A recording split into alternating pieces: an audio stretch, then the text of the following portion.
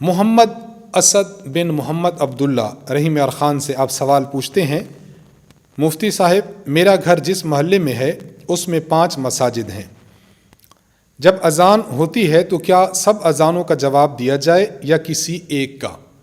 جواب دے کر میری الجھن دور فرمائیں، جزاک اللہ خیرا۔ علامہ علاء الدین محمد بن علی الحسکفی الحنفی رحمہ اللہ نے اپنی کتاب در مختار میں اس مسئلہ کی وضاحت کی ہے۔ میں اس مسئلہ کو آپ کے سامنے رکھ دیتا ہوں۔ آپ رحمۃ اللہ علیہ فرماتے ہیں، اگر کسی علاقے میں کئی اذانیں ہوتی ہیں، مثلا ایک 5 منٹ پہلے ہوئی، ایک اس کے بعد ہوئی، ایک 5 منٹ بعد ہوئی، وقفے سے اگر کسی علاقے میں اذانیں ہوتی ہیں تو سننے والے کے لیے پہلی ہی اذان کا جواب دینا مسنون ہے۔